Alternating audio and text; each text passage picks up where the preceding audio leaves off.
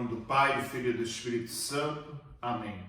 Nós pedimos, Senhor, a graça do vosso Santo Espírito sobre cada um de nós, que venha nos auxiliar para meditarmos a vossa palavra, compreender os mistérios da nossa salvação e cada vez mais nos conduzir assim no caminho de nossa conversão.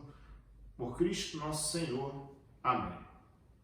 Meus irmãos e irmãs, estamos aí hoje meditando no capítulo 17 de São Mateus, versículos 22 a 27, nesta segunda-feira da 19ª semana do Tempo Comum. Naquele tempo, Jesus e seus discípulos estavam reunidos na Galiléia. Ele lhes disse: o Filho do Homem vai ser entregue nas mãos dos homens, eles o matarão. Mas no terceiro dia ele ressuscitará. Os discípulos ficaram muito tristes. Quando chegaram a Cafarnaum, os cobradores do imposto do templo aproximaram-se de Pedro e perguntaram: vosso mestre não paga o imposto do templo? Pedro respondeu: sim, paga. Ao entrar em casa, Jesus adiantou-se e perguntou: Simão, que te parece? Os reis da terra cobram impostos ou taxas de quem? Dos filhos ou dos estranhos? Pedro respondeu: dos estranhos.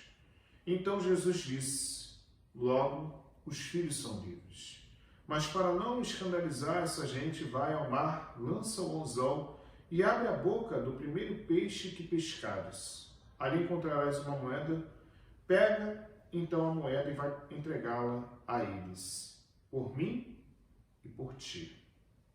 Palavra da salvação, glória a vós, Senhor.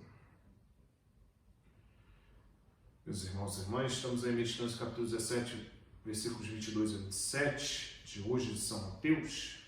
Nós vemos Jesus fazendo o segundo anúncio da paixão, esses versículos 22 a 23. Mas, dentro desse segundo anúncio, automaticamente vemos a reação dos discípulos. Eles ficaram muito tristes por saberem que o Mestre vai morrer. Mas vejam que Jesus diz que ele ressuscitará desse dia. O anúncio da morte é algo que impacta a cada um de nós e traz justamente o sentimento de tristeza.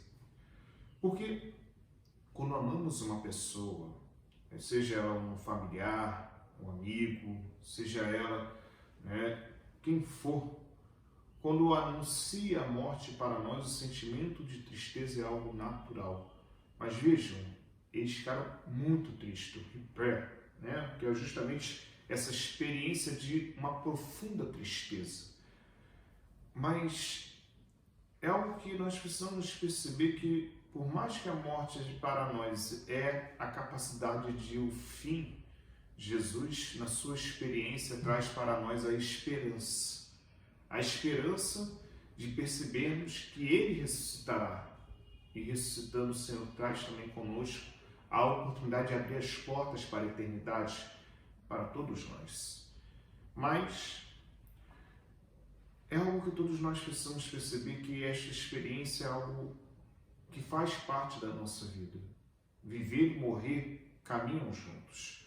E que traz para nós sempre uma experiência de uma tensão, porque basta estar vivo para morrer. E é algo que todos nós sabemos muito bem, mas não queremos preparar-nos para isso. É nesse sentido que o preparar da morte nos traz aquilo que hoje aborda na segunda parte do Evangelho, diante da cobrança do imposto do templo, que Jesus é assim realizado por um cobrador de impostos. Nesse sentido, Jesus pergunta a Pedro: quem deve pagar o imposto? Quem é cobrado? Os filhos ou os estranhos? Os estranhos. Então, Jesus fala, porque os filhos são livres. Por que eu falo que a experiência de morte é algo que traz para nós algo muito concreto na nossa vida, principalmente na experiência de fé cristã, que faz parte da espiritualidade? Porque quando nós olhamos para a morte e encaramos ela e trazemos ela para se tornar uma amiga da nossa vida, ela nos traz um verdadeiro benefício de conscientizarmos da vida e fazer com que o nosso presente se torne cada vez mais aquilo que ele é, algo único e real, como graça e dom que Deus nos concede de viver as experiências da nossa vida. Mas ao mesmo tempo, nos traz uma verdadeira maturidade e liberdade. Porque o processo de amadurecimento na vida espiritual nos leva a viver uma vida livre. E, consequentemente, essa liberdade traz a nós uma verdadeira experiência que pode ocasionar nas pessoas, porque no caso aqui de Jesus, para não causar escândalo, ele paga o imposto. Mas ele não se prende a isso, ele faz certas realidades justamente para mostrar que ele não está preso a elas. Por quê? Muitas vezes as prisões que nós vivemos são condicionamentos que a vida também nos impõe.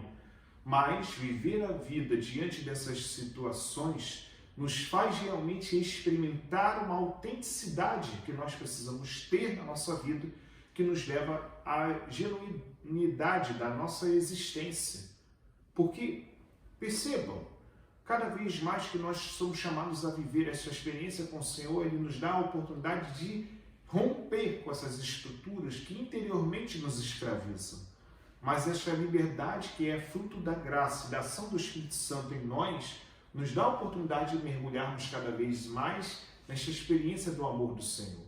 Que o amor traz essa liberdade consequentemente. E é nesse sentido que nós somos chamados a perceber a oportunidade que o Senhor nos dá, mas também da graça que Ele nos permite experimentar cada vez mais a nossa vida e realizá-la cada vez mais em nossa história.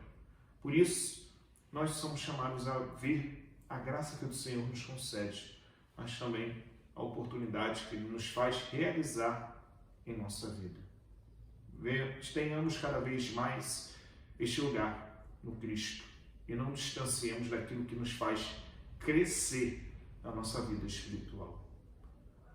Por isso, peçamos ao Senhor que nos conceda a graça de mergulharmos nesta experiência do seu amor e realizá-la cada vez mais.